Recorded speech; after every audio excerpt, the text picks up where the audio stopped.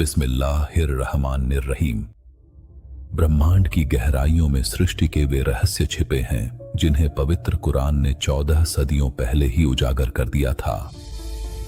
आज हम आपको ईश्वरीय रचना के चरणों की यात्रा पर ले चलते हैं, सूक्ष्म कणों से लेकर मनुष्य में प्राण फूंकने तक। अल्लाह ताला फरमाता है, और अल्लाह ही के आगे सजदा करते हैं वे सब जो आसमानों और जमीन में हैं, खुशी से या मजबूरी से।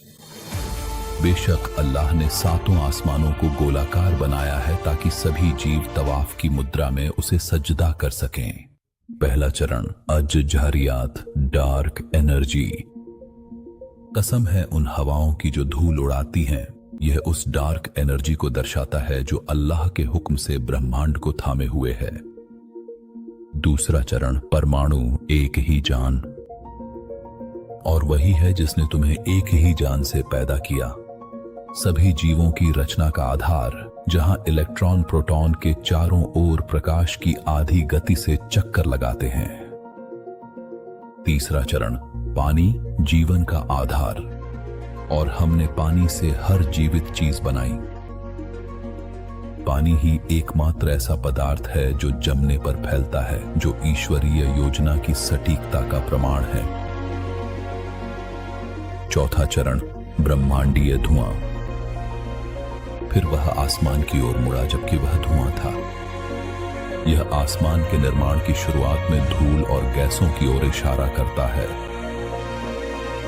पांचवां चरण, पृथ्वी, सूर्य और चंद्रमा का निर्माण। अल्लाह ही है जिसने 7 आसमान बनाए और उन्हीं के समान जमीन भी, एक बहुस्तरीय ब्रह्मांडीय प्रणाली।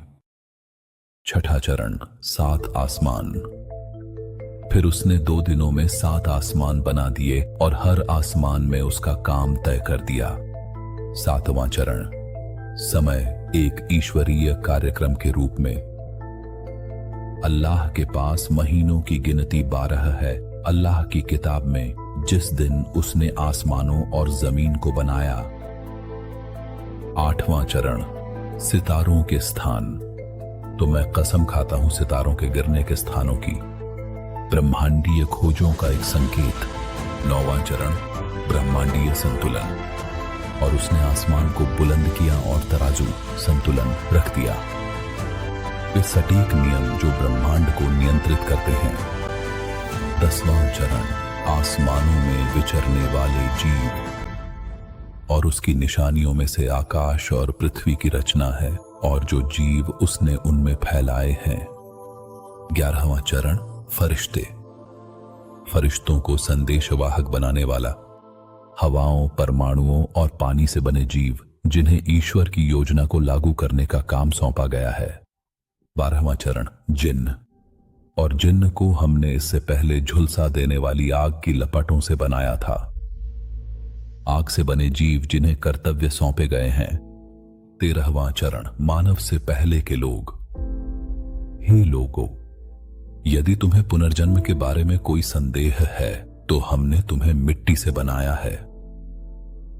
ईश्वर ने उन्हें मिट्टी से बनाया, लेकिन बिना आत्मा फूंके। 14वां चरण, आदम और हव्वा, आत्मा का फूंका जाना। फिर उसने उसे आकार दिया और उसमें अपनी आत्मा फूंकी।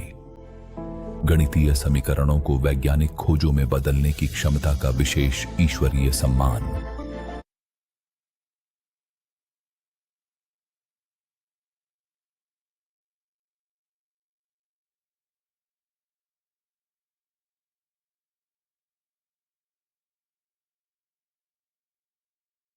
पंद्रहवां चरण, प्रतिनिधि के रूप में मनुष्य। मैं पृथ्वी पर एक प्रतिनिधि बनाने वाला हूं। जीवों की सेवा करने और ईश्वर के संदेश को पहुंचाने का कार्य सौंपा गया।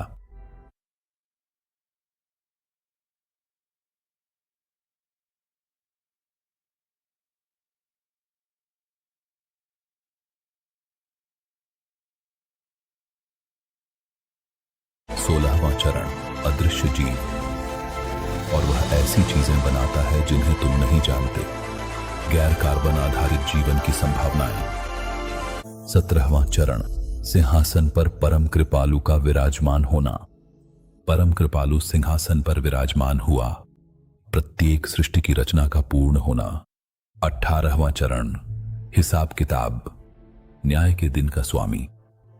सभी जीवों के हिसाब किताब के लिए एक कार्य योजना। 19वां चरण, जीवों का स्थान।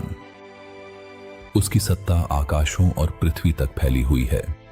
7 आकाशों के जीवों के रहने का स्थान। 20वां चरण, और उस दिन तुम्हारे प्रभु के सिंहासन को 8 फरिश्ते अपने ऊपर उठाए होंगे। 8 आकाशों से एक नई सृष्टि की शुरुआत। 21वां चरण, पिछली और भविष्य की सृष्टियां। अल्लाह का आदेश आ गया है तो इसके लिए जल्दी मत करो। अल्लाह ने पिछली रचनाएं बनाई और वह नई रचनाएं बनाना जारी रखता है।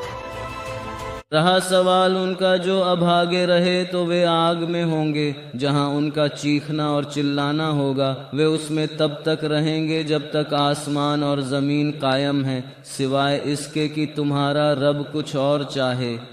बेशक तुम्हारा रब जो चाहता है वही कर गुजरता है। और जो लोग खुशकिस्मत रहे वे जन्नत में होंगे, उसमें हमेशा रहेंगे। वे उसमें तब तक रहेंगे जब तक आसमान और ज़मीन कायम हैं, सिवाय इसके कि तुम्हारा रब कुछ और चाहे। यह एक ऐसी अता है जो कभी ख़त्म होने वाली नहीं। 22वां चरण, अल्लाह सभी प्राणियों के साथ है। आंखें उसे नहीं देख सकती, लेकिन वह आंखों को देखता है। अल्लाह निरंतर सभी प्राणियों के संपर्क में रहता है। इस तरह पवित्र कुरान हमें ईश्वरीय रचना के चरणों को दिखाता है, डार्क एनर्जी से लेकर रूह से नवाजे गए इंसान तक। यह समय और स्थान की एक यात्रा है जो ब्रह्मांड के प्रबंधन में निर्माता की महानता और उसकी बुद्धिमत्ता को दर्शाती है।